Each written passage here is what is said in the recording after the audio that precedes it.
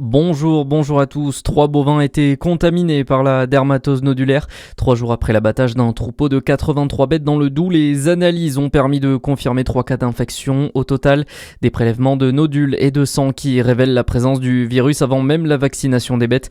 Pour rappel, mardi 2 décembre, des manifestations ont eu lieu en marge du dépeuplement. Un nouveau rassemblement est prévu aujourd'hui à l'appel des syndicats agricoles devant la préfecture de Saône-et-Loire. Ils protestent contre l'abattage systématique des troupeaux. La gauche unie pour la mairie de Chenôve. Hier, 5 partis de gauche ont officialisé leur union pour le scrutin de mars 2026. Les socialistes, le PCF, les écologistes, Génération et Place Publique se rangent derrière le maire sortant Thierry Falconet. Une alliance qui sera donc opposée à la France insoumise, grande absente de l'union, ainsi qu'aux candidats de droite. Connaissez-vous les climats de Bourgogne ? Derrière ce nom se cache en réalité tout le terroir viticole de la région. Depuis mercredi, un colloque se tient entre Beaune et Dijon. Il est organisé par l'association des climats du vignoble de Bourgogne, patrimoine mondial. Le but, ouvrir la réflexion sur les 10 ans de recherche et d'inscription au patrimoine mondial de l'UNESCO dans la catégorie paysage culturel.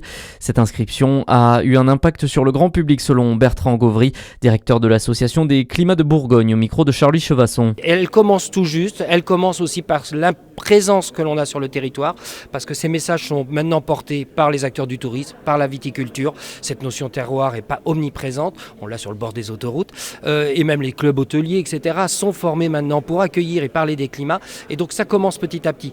On part de loin, c'est vrai, notamment avec le terme climat qui fait penser à la météo, mais ça s'imprègne petit à petit. En même temps, nous on est assez contents parce qu'on ne l'a pas fait en opération marketing, c'est les valeurs même de l'UNESCO et les valeurs des climats qu'on souhaite mettre en avant, et ça infuse tranquillement. L'idée, c'est pas de marteler ça, c'est que ça s'imprègne dans la vie locale au quotidien. Et le périmètre des climats de Bourgogne pourrait être élargi après ce colloque, notamment pour ajouter l'abbaye de Cîteaux et l'abbaye de Saint-Vivant de Vergy. À la une ce vendredi, il y a une volonté de la Chine de contribuer à la stabilité et à la paix en Ukraine. Les mots d'Emmanuel Macron, le président qui a fait le bilan de sa visite sur le territoire chinois. Le chef de l'État a ainsi rappelé les relations particulières entre Xi Jinping et Vladimir Poutine. Il a également réaffirmé sa volonté de rééquilibrer les échanges commerciaux avec Pékin. En France, une nouvelle journée décisive pour le projet de financement de la sécurité sociale. Les députés doivent voter la partie recette du budget de la Sécu.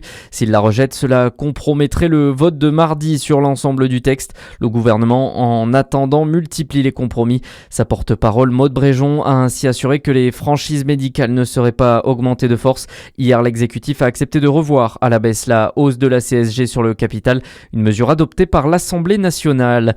Et puis de nouveaux pandas pour le zoo de Beauval. Selon le parc, la Chine a promis d'envoyer des ursidés au parc français. Les pandas pourraient arriver au plus tard en 2027. Bonne journée sur Fréquence Plus.